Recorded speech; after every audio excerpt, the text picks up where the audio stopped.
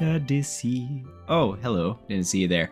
That's a lie. I can't see at all. Anyways, my name is Random Items, and welcome back to Epic Games or Slop, a series where I play 3 epic games every video and determine whether or not they're good enough to play on your own. With that being said, I have 3 spectacular games ready for you, and one of them is, let's just say, interesting. Without further ado, let's get on to the first game.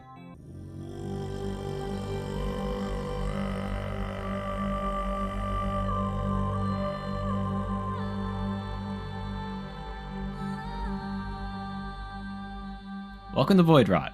Void Rot. Void Rot? Void Rot. Void Rot? Void Roten. This is another Metroidvania, and it's got a lot of good positives about it. Its world environment is astoundingly pretty. I found myself, while exploring, spending more time looking at the background than I did my own character. Of course, I'm only showing you the first few areas, but already they're really good. This ice biome especially, because there's fish in the background because it's a frozen over ocean.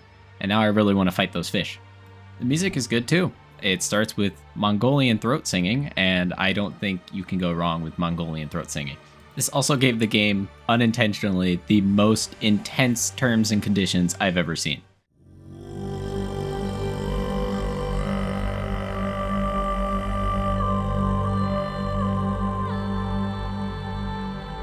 You know, I honestly wish more people did that, because the terms and service need to be cooler. But beyond that, let's look at the combat. First impressions are good.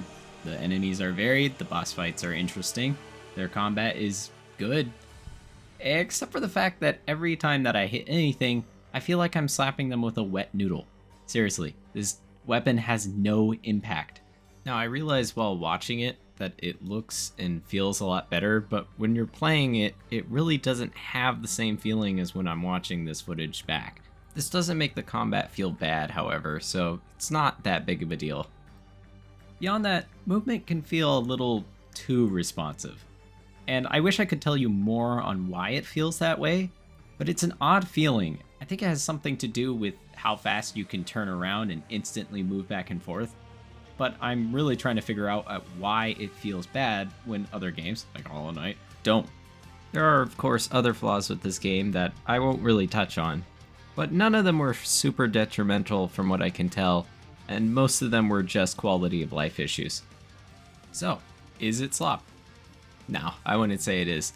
It's not going to be the best game you've ever played, but if you got it for free and you're looking for a Metroidvania, I think it's worth giving a shot. On to our next game.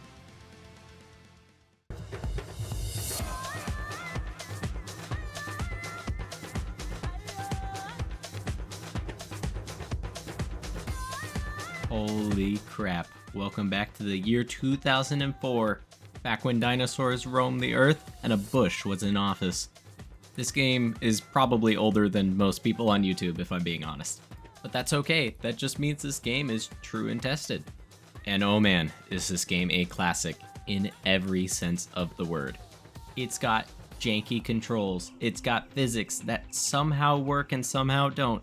It's got really bad lag if I do anything insane with this game. And best of all, I had to install the original DirectX to launch this game. There's 13 of those, by the way.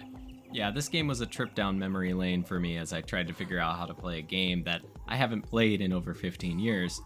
But in case you're unfamiliar with what Roller Coaster Tycoon is, just think of Planet Coaster. They're the same company. It's a game where you manage a roller coaster park, make your own rides, and probably play the game in a irregular way, because let's be honest, nobody plays the game the intended way. But that's why this game is so good. I mean, I guess you could play the campaign mode that I definitely knew existed before playing again, or you could go the route that I did and make this super huge slide, watch somebody walk all the way to the top, and after 55 years, finally slide down it. I had forgotten just how ridiculous you could make this game. I ended up making this giant crowded pool that definitely had diving boards that didn't go immediately into the ground, that people definitely didn't just immediately jump on. And I struggled so hard with making another slide that I accidentally created this infinite mannequin machine that just threw mannequins at people below. And when I eventually got bored of torturing people, I made this giant communal pool for everyone. and this roller coaster that hit them if they tried to leave. Despite how much I enjoyed this game though, I would honestly recommend that you play Planet Coaster over the original, just because of how hard it is to remember and to learn the different controls that this game actually has. And dear lord, the menus. This game is not Slop. It's a classic legend of its era, but unless you're specifically looking for that old game feel, it's not really worth playing. On to our next game. Look, this game's weird, so I'm gonna ease you into it. Just kidding, here's the game's intro.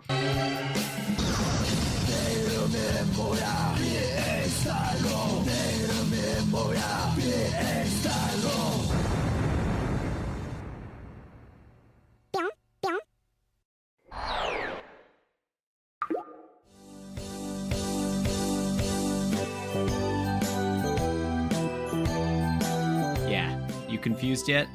I sure was. I mean, what a way to open a game that I had no information about, right?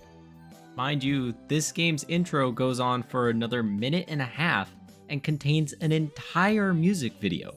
I didn't know whether to include it, to cut it, to chop it up, or just pretend that it didn't exist at all.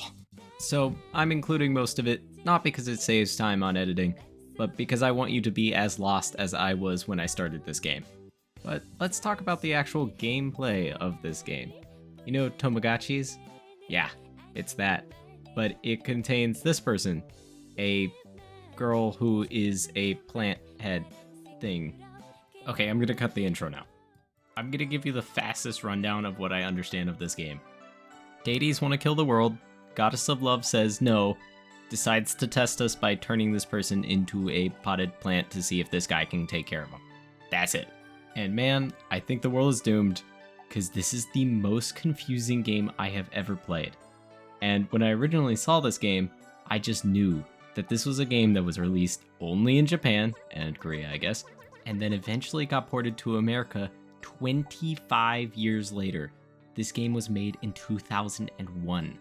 And here I was making fun of how old Roller Coaster Tycoon was.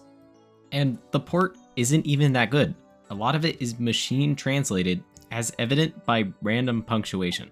And I'm really struggling to form an opinion on this game, because at one end, this clearly is some niche, esoteric game that somebody was ecstatic finally got ported to America.